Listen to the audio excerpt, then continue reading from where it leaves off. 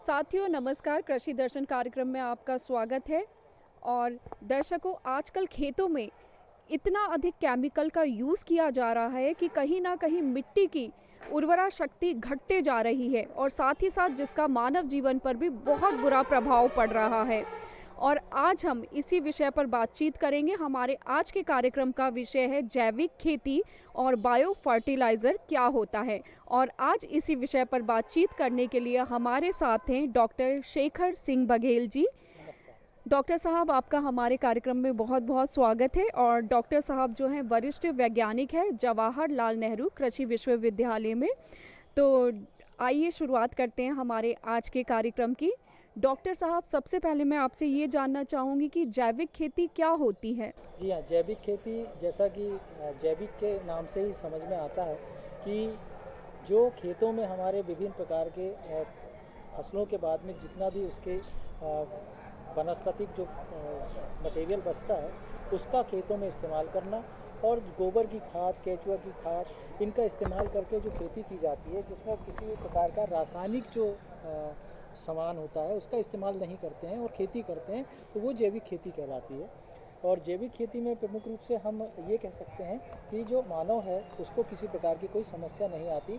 जो आजकल सुनने में आता, चाहे और एक बात हो रही है ऑर्गेनिक खेती हो, जैविक खेती हो या प्राकृतिक खेती हो, इन सब खेती में कहीं ना कहीं इस बात का ध्यान रखा जाता है कि कहीं भी किसी प्रकार का रासायनिक जो केमिकल है उसका इस्तेमाल ना हो खेती में, ताकि मानव स्वास्थ्य पर भी बुरा प्रभाव ना पड़े। तो सर, अगर हम बात करें जैविक खेती की, जैविक बायो फर्टिलाइज़र की, तो ये क्या होता है? जी हाँ, जैविक क्या होता है कि जब हम जैविक खेती की बात कर रहे हैं तो खेतों में हमें चाहिए विभिन्न प्रकार के जैविक खादों की। और जैविक खाद में जैसे गोबर की खाद है या केंचुआ खाद है और अन्य प्रकार की जो हम खाद्य पदार्थ होते हैं ये उनको खेतों में हम खाद के रूप में तैयार करते हैं या कंपोस्ट खाद बनाते हैं, उतनी ज़्यादा मात्रा में उपलब्धता नहीं है। अब हमारे पास उपलब्धता नहीं है तो कहीं ना कहीं उसका हमको सब्स्टिट्यूट ढूंढना पड़ता है। तो इस विषय में जैव उर्वरक जो हैं जिन्हें बायो फर्टिलाइज़र या हम टीका भी कहते हैं, इनका इस्तेमाल करने की बात की जाती है। तो ये जैव उर्वरक जो हैं एक सूक्ष्म जीव जो होते हैं उनका प्राकृतिक रूप से आइसोलेशन करके या उनको यौगीकरण, जो नाइट्रोजन यौगीकरण करते हैं या फास्फोरस जो है उसको घुलनशील बनाते हैं या विभिन्न प्रकार के जिंक है या अन्य प्रकार के जो पोटेशियम है उसको कैसे घुलनशील बनाते हैं, ऐसे माइक्रोब्स को, जीवाणुओं को आइसोलेट करके और उसको खाद के रूप में विभिन्न प्रकार से तरल माध्यम से या फिर पाउडर के माध्यम से किसानों तक पहुंचाना और खेतों में डालने के लिए बताया जाता है। तो ये जैव उर्वरक कहलाते हैं। तो सर, जैसा कि आपने बहुत अच्छा जवाब दिया, अब हम ये जानना चाहेंगे कि जैविक खेती को बढ़ावा देने के लिए या बायो फर्टिलाइज़र को यूज़ करने के लिए आप किस तरह से, यानी विश्वविद्यालय द्वारा क्या प्रयास जा रहा है और लोगों में किस तरह से जागरूकता फैलाई जा रही है? ये बहुत अच्छी बात आपने कही कि कैसे जागरूकता फैलाई जाए। इस विषय में जवाहरलाल नेहरू कृषि विश्वविद्यालय ने 1978 से जवाहर जैव उर्वरक केंद्र का जो है उसमें 4 प्रकार के बायो फर्टिलाइज़र का बनाना प्रारंभ कर दिया था। मतलब बहुत पहले ही विश्वविद्यालय ने सोच लिया कि जैविक खेती की तरफ कहीं ना कहीं ये चीज़ काम आएंगी और आने वाले जो समय है उसमें जैविक खेती की बहुत महत्व बढ़ रही है। ऐसे में जो जैव उर्वरक हैं उसका जो 4 हमारे जैव उर्वरक थे उनसे लेकर अब 16 जैव उर्वरक तक हम लोग उत्पादन कार्य कर रहे हैं। विभिन्न अनुसंधान के माध्यम से लगातार जैव उर्वरकों की मात्रा बढ़ती जा रही है जो खरीफ में और रबी में उपयोग किए जाते हैं। खरीफ की जो फसलें होती हैं, जैसे अभी हमारी बात करें कि जो खरीफ का मौसम चल रहा है उसमें धान की फसल विशेष रूप से हमारे किसान भाई उपयोग करते हैं। तो उसमें हमारी जो धान की फसल के लिए जो एजोटोबैक्टर है या फिर हम पीएसबी कह सकते हैं, फास्फोरस स्टेबलाइजिंग बैक्टीरिया, जिसको फास्फोरस घुलनशील बैक्टीरिया है। इसके अलावा जो अभी हम बात कर रहे थे कि हमारी जो धान की फसलें हैं उनमें कण से अच्छे आना चाहिए, उसमें अच्छे मतलब उसकी बालियाँ अच्छी आएँ और जड़ों का बढ़वार भी बहुत तेज़ी से बढ़े तो पोषक तत्वों को उनको मिले। तो उसके लिए वेसिकुलर अर्वेकुलस माइकोराइजा जो होता है, जिसको बैम के नाम से जाना जाता है, उसका अगर हम केचुआ खाद के साथ में या गोबर की खाद के साथ मिलाकर खेतों में डालें तो पोषक तत्वों की जो पूर्ति है वो हमारी धान की फसल में बहुत अच्छी से हो जाती है। इसके अलावा अगर हम सोयाबीन की फसल ले रहे हैं या विभिन्न प्रकार की दलहनी फसल जो ले रहे हैं खरीफ में, तो उसमें हर फसल के हिसाब से बायो फर्टिलाइज़र होता है। जैसे राइजोबियम कल्चर जिसको कहते हैं, इसका अगर हम सोयाबीन की फसल जब हम बुआई करते हैं उसी समय अगर हम बीजोपचार कर दें तो सोयाबीन का राइजोबियम कल्चर अलग आता है, मूंग का राइजोबियम कल्चर अलग आता है, उड़द का अलग आता है, अपना अरहर का अलग आता है। तो जितनी भी हमारी दलहनी फसलें हैं उनके लिए अलग अलग प्रकार के राइजोबियम कल्चर आते हैं जिसको हम टीका भी कहते हैं। इनको बीजोपचार करके अगर हम खेतों में बुआई करते हैं तो फसल की जो जड़ें हैं उसमें अच्छी गांठें बनती हैं। गांठें जब बहुत अच्छी बनेंगी तो जो वातावरण की नाइट्रोजन है वो जो जीवाणु है वो उसको अवशोषित कर लेते हैं और उसको पौधों को उपलब्ध कराते हैं। तो जो हम अतिरिक्त बात करते हैं यूरिया डालने की या अन्य प्रकार से नाइट्रोजन उपलब्ध कराने की, तो वो प्राकृतिक रूप से हमारे पौधों को उपलब्ध हो जाता है। तो इस प्रकार से ये जैव उर्वरक बहुत बेहतरीन और हम ये कह सकते हैं कि बहुत प्रकृति द्वारा प्रदत्त ऐसे अनमोल उपहार हैं, ऐसे सूक्ष्म जीव हैं जो हमारी फसल को बढ़िया बढ़वार के लिए काम आते हैं।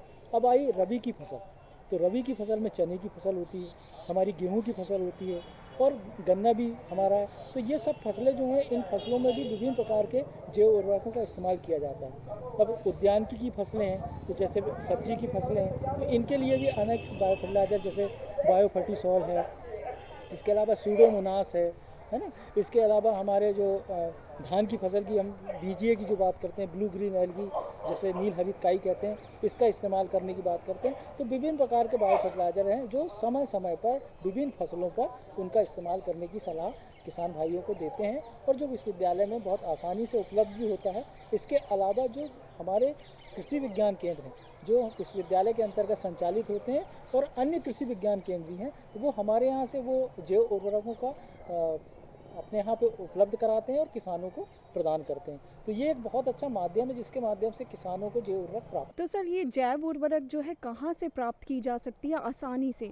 आसानी से तो हमारे जवाहरलाल नेहरू कृषि विश्वविद्यालय का जवाहर जैव उर्वरक केंद्र है, उसमें सभी प्रकार के जैव उर्वरक उपलब्ध होते हैं। वो किसान भाई वहाँ से अपना पहुँच कर और वहाँ से उपलब्ध हो सकते हैं। इसके अलावा अगर वो ज़िले में कृषि विज्ञान केंद्र है वहाँ से अगर वो संपर्क करते हैं तो वहाँ पर भी हमारे सारे जो जैव उर्वरक हैं उनकी उपलब्धता होती है, वो वहाँ से प्राप्त कर सकते हैं।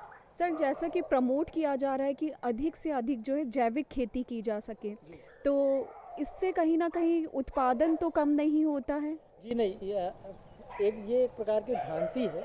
लेकिन क्या होता है कि प्रारंभिक स्तर पे ज़रूर थोड़ा सा चूँकि हम किसी खाद को लगातार किसी चीज़ की आदत पड़ जाए और उसको थोड़ा सा रोकते हैं तो थोड़ा सा उसमें उत्पादन में कमी, लेकिन 1-2 वर्षों में हमारे उत्पादन को अगर हमारी भूमि में वो सारे पोषक तत्वों की मात्रा धीरे धीरे हमने अगर उसको संतुलित कर लिया तो निश्चित रूप से फसलों की पैदावारी बहुत अच्छी होती है। और आज के समय में हमारे कई किसान हैं जो प्योरली जैविक खेती कर रहे हैं, मतलब शुद्ध रूप से जैविक खेती करके, और जो रासायनिक खेती है उससे ज़्यादा उत्पादन ले रहे हैं। और 40-50 वर्षों पहले प्राकृतिक और जैविक खेती ही होती थी और अच्छा उत्पादन होता था और हमारे किसान भाई बढ़िया उत्पादन लेकर उसका लाभ लेते थे। ये तो अभी धीरे धीरे इसके तरफ हमारी विभिन्न प्रकार की जो चीज़ें हैं वो आ गई और उन्होंने उसका उत्पादन लेने के लिए विभिन्न प्रकार के रासायनिक चीज़ों का इस्तेमाल की लोगों को सलाह देना शुरू किया, जिसके कारण ये रासायनिक जो हमारे चीज़ें हैं उनका इस्तेमाल हमारे किसान भाइयों ने किया। इसके पहले हमारे प्राकृतिक रूप से या जैविक रूप से जो चीज़ें होती थी उन्हीं का इस्तेमाल होता था। दर्शकों अब वक्त हो चुका है एक ब्रेक का, तो मिलते हैं इस छोटे से ब्रेक के बाद।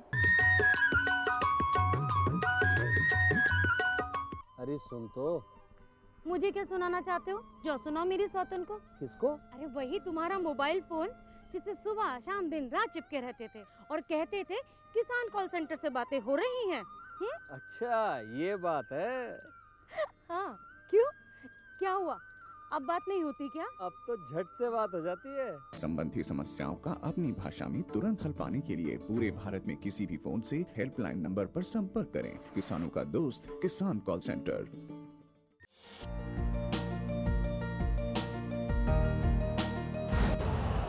यूरिया का स्वदेशी उत्पादन 70 लाख टन बढ़ाने के लिए 6 उर्वरक संयंत्रों का उद्धार किया जा रहा है। FCIL के गोरखपुर, सिंदरी, तलचर और रामागुंडम संयंत्र, HFCL की बरौनी इकाई और BVFCL की नामरू फोर्थ। सोने पर सुहागा ये है कि देश में अब बनेगा सिर्फ नीम लेपित यूरिया, क्योंकि इससे होगा किसानों का फायदा ही फायदा।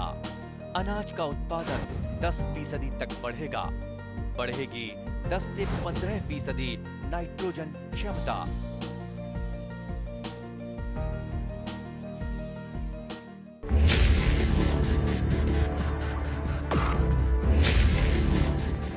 भोजन, जल और शुद्ध वातावरण हमारे जीवन का मुख्य आधार है और कृषि इसका मूल स्तंभ। पिछले 60 वर्षों में विज्ञान आधारित कृषि का व्यापक प्रसार हुआ है। साथ ही कृत्रिम संसाधनों के बढ़ते प्रयोग से कृषि की सतत क्षमता पर चिंताएं बढ़ी हैं। प्रधानमंत्री श्री नरेंद्र मोदी जी के दूरदर्शी नेतृत्व के अंतर्गत रसायन मुक्त जैविक खेती एक महत्वपूर्ण प्रयास है।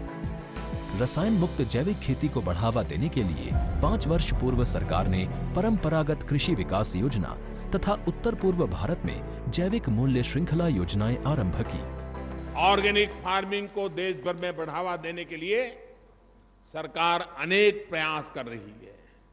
इसके लिए परंपरागत कृषि विकास योजना के तहत काम किया जा रहा है। न सिर्फ ऑर्गेनिक फार्मिंग को बल दिया जा रहा है, बल्कि उसके लिए वैल्यू एडिशन और मार्केट की व्यवस्था भी की जा रही है। भारत सरकार एवं किसानों के सम्मिलित प्रयासों से आज देश के लगभग 36 लाख किसान 38 लाख हेक्टेयर क्षेत्र में जैविक खेती कर रहे हैं। इसके अतिरिक्त हमारे देश के अनेक ऐसे क्षेत्र हैं जहां आज भी पारंपरिक जैविक खेती हो रही है। इन पारंपरिक जैविक क्षेत्रों को जैविक प्रमाणीकरण सुलभ कराने हेतु पीजीएस के अंतर्गत लार्ज एरिया सर्टिफिकेट का प्रावधान किया गया है। इस प्रक्रिया की विशिष्टता ये है कि इसमें प्रमाणीकरण मात्र 2 से 3 महीनों में हो जाता है, जबकि सामान्य परिस्थितियों में इसमें 2 से 3 वर्ष का समय लगता है। अंडमान निकोबार केंद्र शासित प्रदेश के कार निकोबार एवं नैन काउरी द्वीप समूह देश के सर्वप्रथम ऐसे प्रमाणीकृत जैविक क्षेत्र हैं। अभी हाल ही में संपूर्ण लक्षद्वीप को जैविक खेती के रूप में प्रमाणित किया गया है। वर्ष 2016 में सिक्किम राज्य पूर्ण जैविक कृषि राज्य के रूप में प्रमाणित हो चुका है। सुदूर उत्तर में हिमालय श्रृंखला के बीच स्थित लद्दाख ने भी पूर्ण जैविक के लक्ष्य की ओर बढ़ना शुरू कर दिया है। जैविक उत्पादों को बाजार सुलभ कराने तथा किसानों की उपभोक्ताओं तक पहुंच बनाने के लिए एक समर्पित जैविक खेती पोर्टल भी बनाया गया है। जैविक खेती पोर्टल के जानकारी मंच और विपणन मंच के माध्यम से किसानों को उच्च गुणवत्ता उत्पादन तथा बाजार उपलब्ध कराया जा रहा है। आशा है देश के सभी राज्य अपने जैविक क्षेत्रों का विस्तार करेंगे और देश में जैविक कृषि क्रांति को मजबूत करने में योगदान देंगे। जैविक उत्पादों की देश और विदेशों में बढ़ती मांग तथा जैविक उत्पादों का बढ़ता बाजार, किसानों की उपभोक्ताओं तक पहुंच तथा जैविक एफपीओ द्वारा जैविक कृषि व्यापार में भागीदारी हमारे किसानों को अपनी आय बढ़ाने का अवसर दे रहा है। पिछले 5 वर्षों में जैविक कृषि उत्पादों का निर्यात दोगुने से अधिक बढ़कर 7,000 करोड़ रुपए से अधिक का हो गया है और इसमें प्रतिवर्ष 20% से अधिक की वृद्धि हो रही है। उम्मीद है पारंपरिक क्षेत्र के किसान भी इस बढ़ते बाजार से लाभान्वित होंगे और जैविक कृषि आंदोलन को आगे बढ़ाएंगे।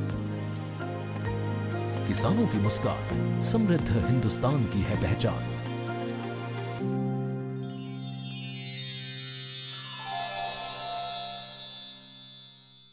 सर, कौन सी फसल में कौन सी जैव उर्वरक इस्तेमाल करनी है, इसका पता किसान भाई कैसे लगाएं?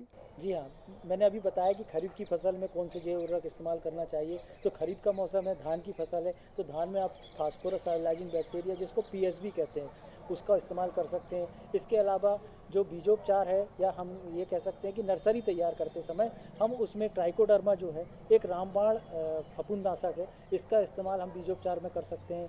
विभिन्न प्रकार की जो दलहनी फसलें हैं उसमें हम ट्राइकोडर्मा जो है उसका बीजोपचार में इस्तेमाल कर सकते हैं। इसके अलावा जो हमारी मक्का की फसल है उसमें भी बीजोपचार में हम ट्राइकोडर्मा है, पीएसबी है, इनका इस्तेमाल कर सकते हैं। सबसे महत्वपूर्ण है कि इनका अगर हम शुरुआत से ही इस्तेमाल करें तो हमारे खेत में जो फफूंद जनित बीमारियां हैं उनकी रोकथाम होती है। दूसरी बात होती है कि आपने पूछा कि किन फसलों में, तो अन्य फसलें जैसे गेहूं की फसल है तो उसमें हम पीएसबी है, एजोटोबैक्टर है, इसके अलावा हमारे सूडोमोनास है, इनका इस्तेमाल कर सकते हैं। और अगर हमारी सब्जी वाली फसलें तो उसमें बायो फर्टिसॉल करके हमारा जवाहर जैव उर्वरक है उसका इस्तेमाल किया जा सकता है। डॉक्टर साहब, हम आपसे जानना चाहेंगे कि बायो फर्टिलाइज़र कितने प्रकार के होते हैं? जी, बायो फर्टिलाइज़र 2 प्रकार से तैयार किए जाते हैं। पहला है पाउडर रूप में।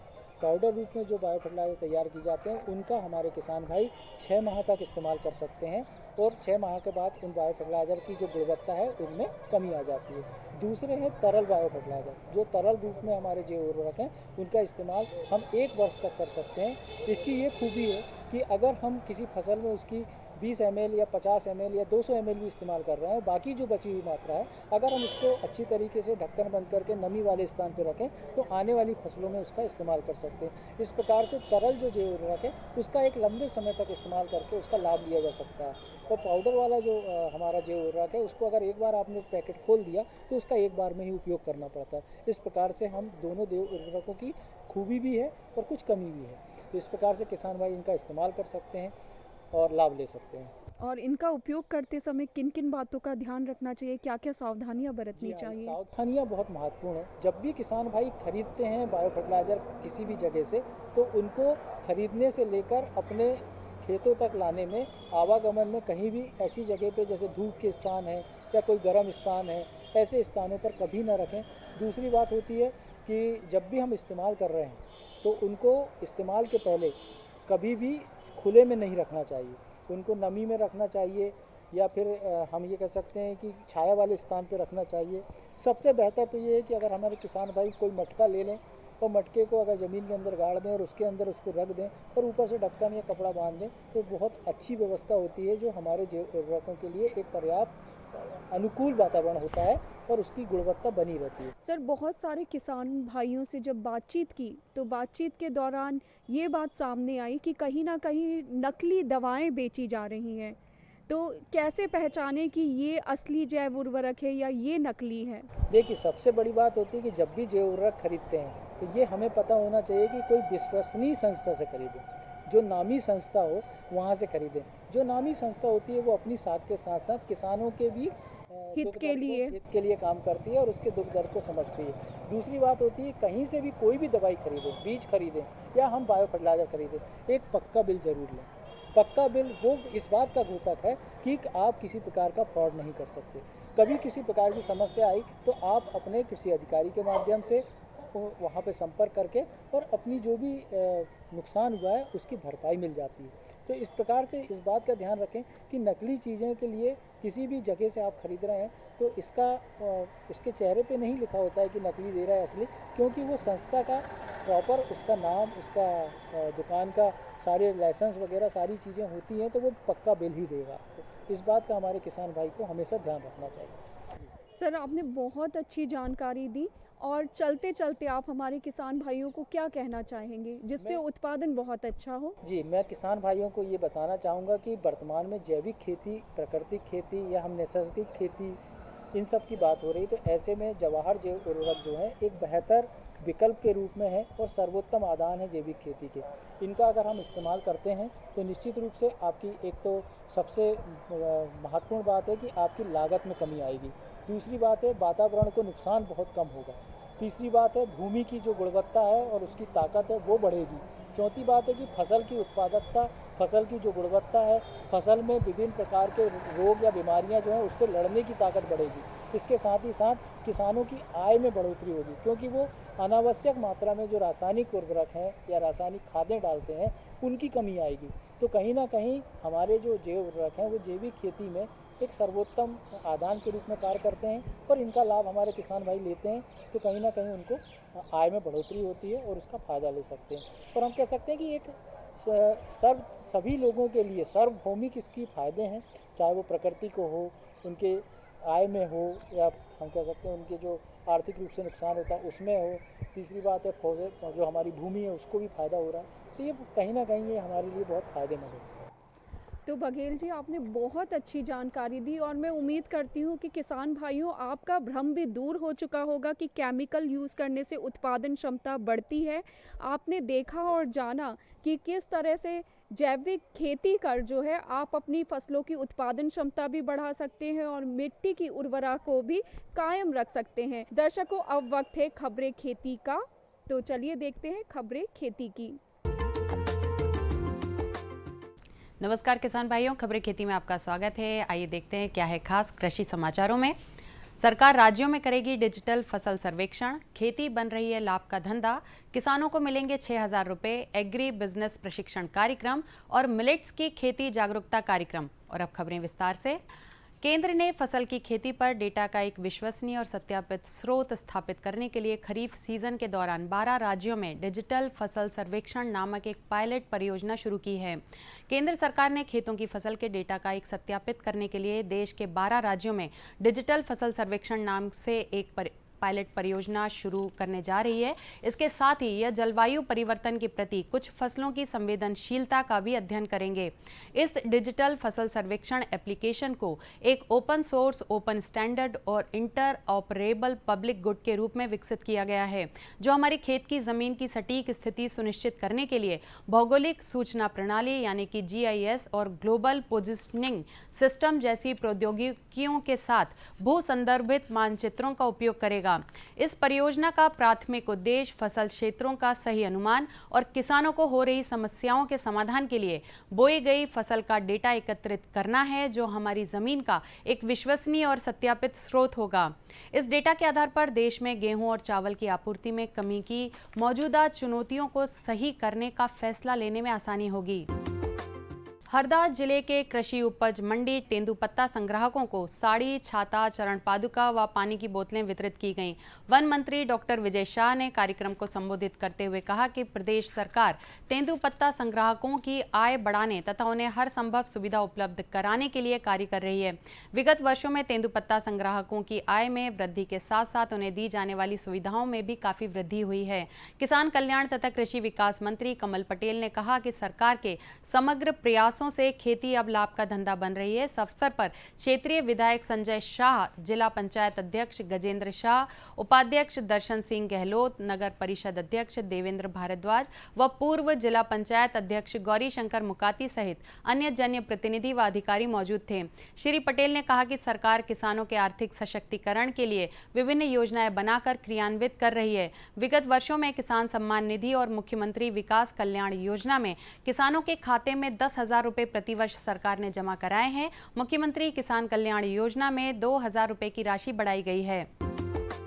मुख्यमंत्री शिवराज सिंह चौहान की अध्यक्षता में मंत्रिपरिषद की बैठक समत्व भवन मुख्यमंत्री निवास में हुई। मंत्रिपरिषद ने मुख्यमंत्री किसान कल्याण योजना अंतर्गत वित्तीय वर्ष 2023-2024 से पात्र किसानों को 6,000 रुपए का भुगतान करने की स्वीकृति दी है। पूर्व में 1 अप्रैल से 31 अगस्त एवं 1 सितंबर से 31 मार्च की अवधि में 2 समान किश्तों में कुल 4,000 रुपए का भुगतान किया जाता था। अब वित्तीय वर्ष 2023-2024 से 1 अप्रैल से 31 जुलाई, 1 अगस्त से 30 नवंबर एवं 1 दिसंबर से 31 मार्च की अवधि में कुल 3 समान किश्तों में कुल 6,000 रुपए का भुगतान पात्र किसानों को करने की स्वीकृति दी गई है। कृषि विज्ञान केंद्र रायसेन द्वारा संचालित भारत सरकार की रोजगार योजना एग्री क्लिनिक एवं एग्री बिजनेस योजना मैनेज हैदराबाद द्वारा पोषित के अंतर्गत 45 दिवसीय निःशुल्क आवासीय प्रशिक्षण कार्यक्रम का शुभारंभ किया गया। योजना के नोडल अधिकारी डॉक्टर मुकुल कुमार ने बताया कि पूर्व में संचालित 3 बैच की सफलता के बाद राष्ट्रीय कृषि विस्तार प्रबंधन संस्थान मैनेज हैदराबाद ने इस चौथे बैच की स्वीकृति कृषि विज्ञान केंद्र रायसेन को दी है। योजना का मुख्य उद्देश्य कृषि से स्नातक बेरोजगार युवाओं को स्वयं का रोजगार स्थापित करने के लिए व्यक्तिगत रूप से 20 लाख रुपए तक ऋण बैंक के माध्यम से उपलब्ध कराकर खुद का उद्यम स्थापित करना है और नाबार्ड के माध्यम से 44% तक अनुदान का प्रावधान है।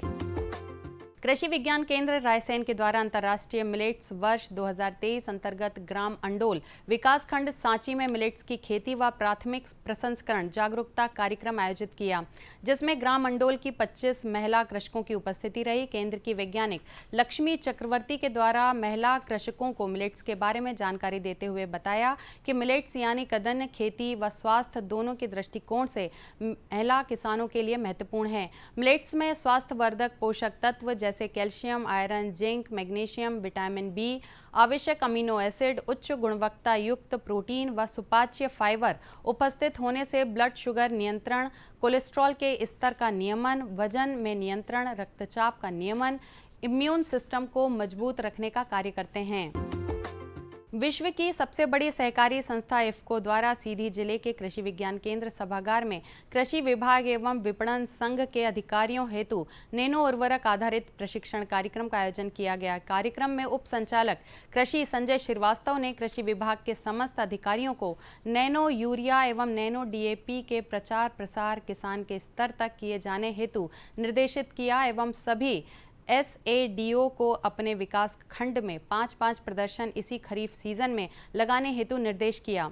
उन्होंने कहा कि यह नैनो उर्वरक हमारी कृषि में लागत को घटाएगा एवं हमारी मिट्टी, हवा, पानी के प्रदूषण को कम करने में भी सक्षम है। राज्य कार्यालय भोपाल में आए उप महाप्रबंधक डॉक्टर DK सोलंकी ने नैनो यूरिया एवं नैनो DAP के बारे में विस्तार से जानकारी दी। तो किसान भाइयों, कृषि समाचारों में आज फिलहाल इतना ही। साथ ही मुझे दीजिए आज्ञा। नमस्कार। तो दर्शकों, आज कृषि दर्शन कार्यक्रम में बस इतना ही। अगले अंक में फिर मुलाकात होगी, तब तक के लिए नमस्कार।